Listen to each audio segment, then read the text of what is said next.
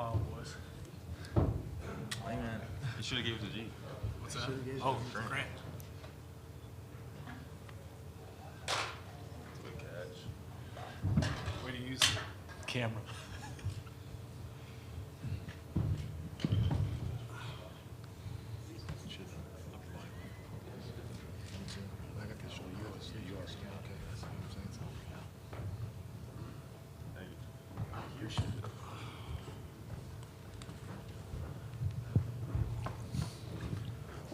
Okay, we'll start with questions for the student athletes. First question up front. Remember to let us know who you are, who you're with, wait for the mic, and if you could address the question to a specific student athlete. First question, go. Yeah, hey, this is for Max. Steve Reed from the Associated Press here in Charlotte. How you doing? Hey, you and Isaiah, I guess are pretty close. Is that correct? Or you guys played high school against each other, or high school ball against each other? Can you kind of update me on like that relationship and how close are you guys? How much did you play in high school, and what's it going to be like playing against each other? Yeah, I mean, we're both from Dallas area. Grew up playing against each other in the AAU, and then our senior years in high school, we were in the same district. So we played against each other a couple of times then too, and then in college, getting a chance to work out together over with Tyler Ruff a little bit. So we got a pretty good relationship, and excited to compete against him. I mean, he's had a great career. He's one of the elite point guards in the country. So looking forward to competing with him. Front row to our right. Eric Henry, 24/7 Sports. Questions for Dylan and for Brock. Just wondering if you guys could talk about the sense of urgency coming off of Kansas City in the first round exit there. Just where's the sense of urgency with this team right now heading into tomorrow's game? It's the NCAA tournament. Everyone's urgent. Everybody wants to win games. We didn't put our best foot forward in Kansas City, but we spent the last week getting better and progressing to play our best basketball in March. Dylan? Yeah, just like Brock said, everybody wants to win. A lot of guys on this team, not a lot, but there's some new guys on this team that haven't been to the tournament before, so they're excited for the opportunity to play, and then the guys that have been here before know what it's about, and everybody wants to make a run, so everyone's excited to play.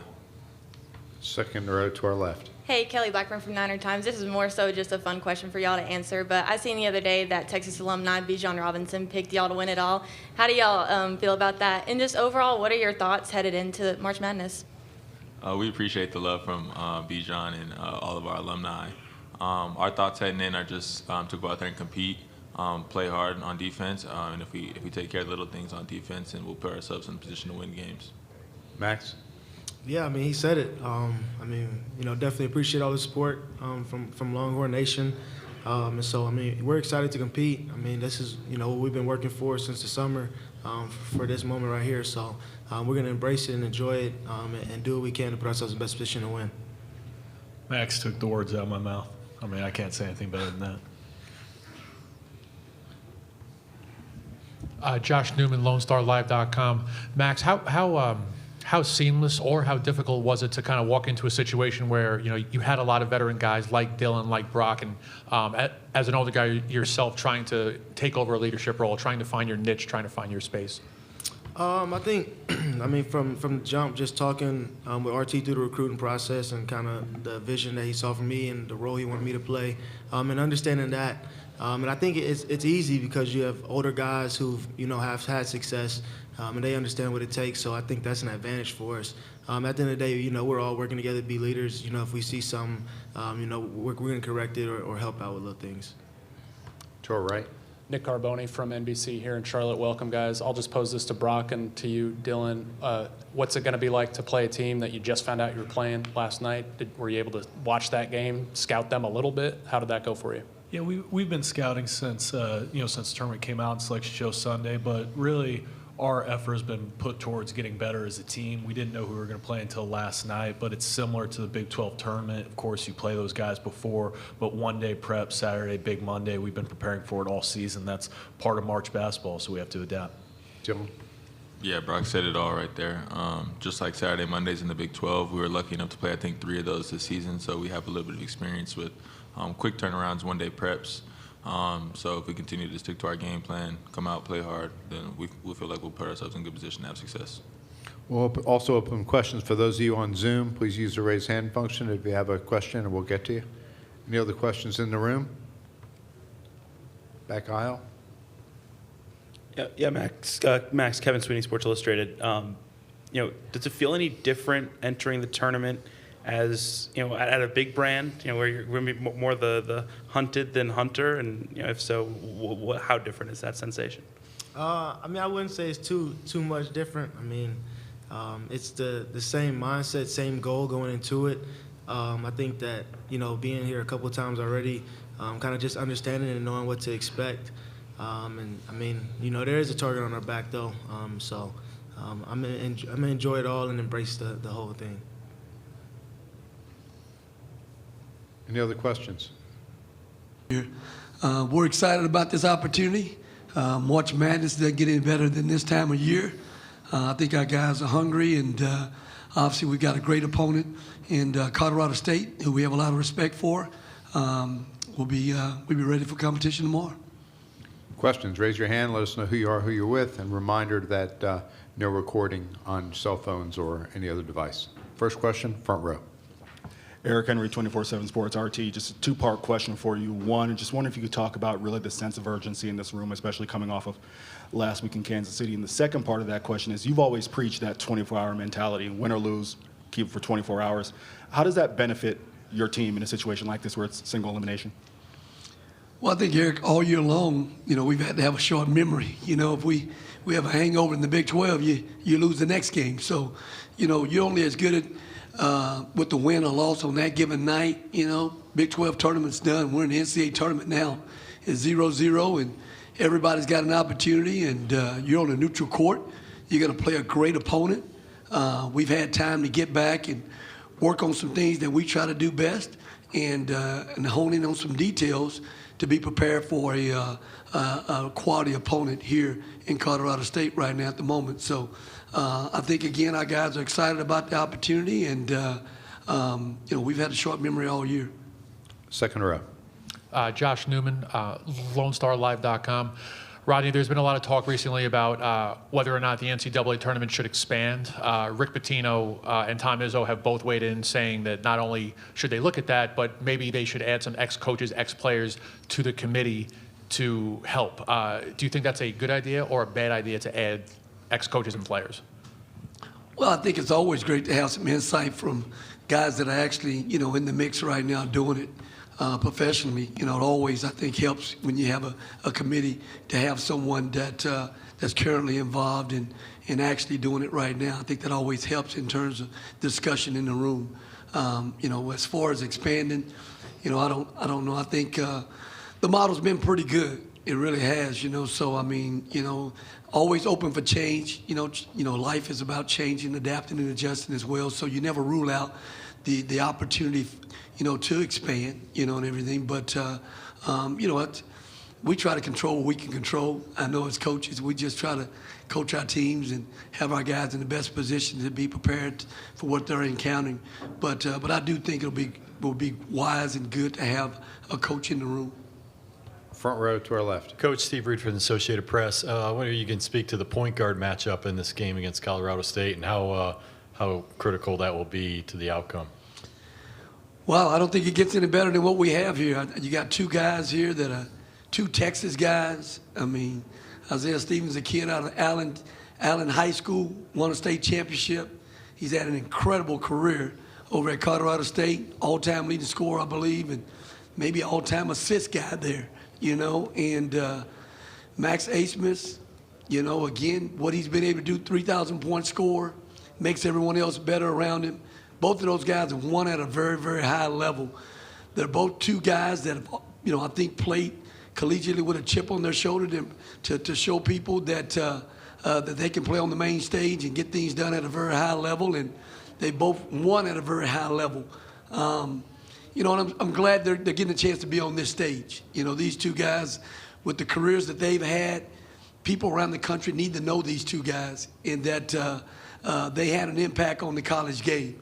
You're not going to see two better point guards, in college basketball than what you'll see tomorrow night with Isaiah on Colorado State and Max Asmus for us.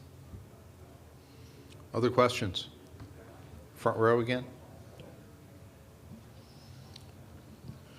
Archie, just wondering, how much of your job at a time like this is just managing players' emotions, considering obviously it's a highly emotional time in the NCAA tournament? Well, Eric, we talk about all the time, and I know even, in the midst of the Big 12 conference race, I think so much is made of the physical part of the game and physical aspect of being prepared to play. But I also think that there's a undervalued mental aspect of the game, and we talk all the time about your headspace. Where's your headspace?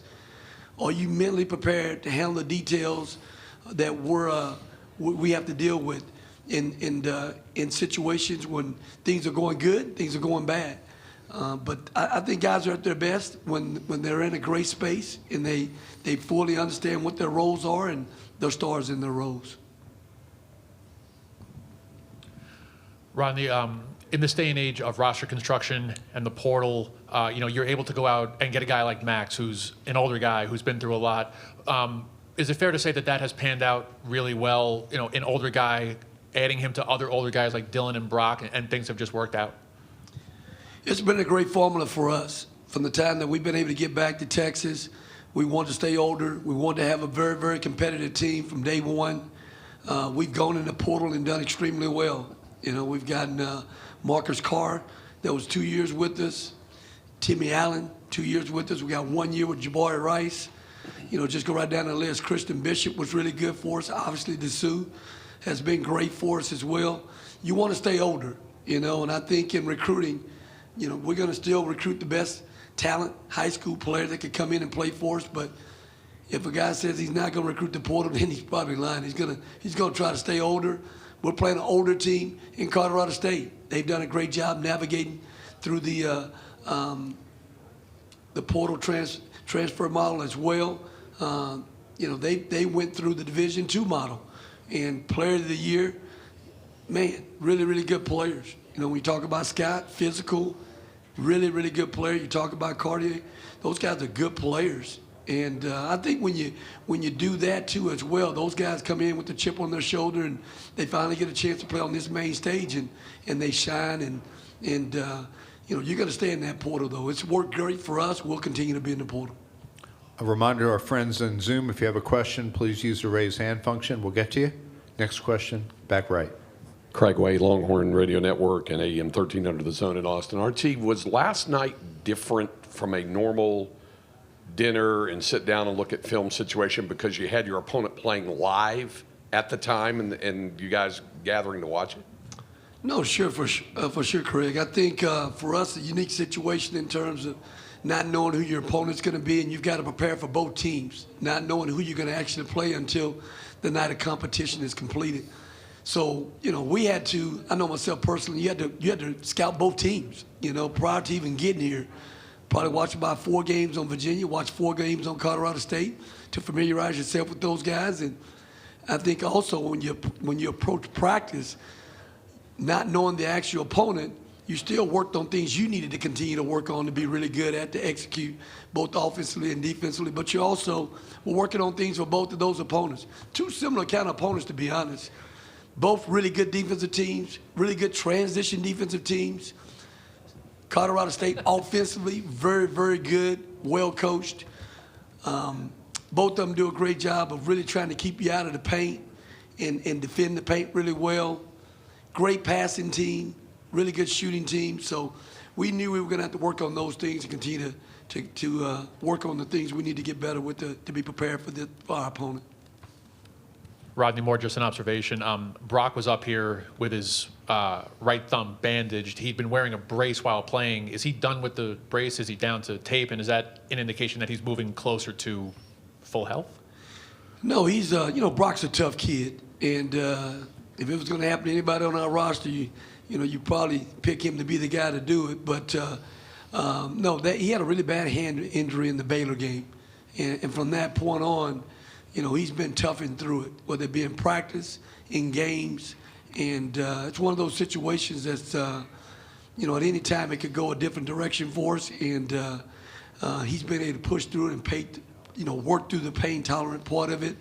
But he'll have it wrapped up, and he'll go out and play the way he's always played and try to play through that pain.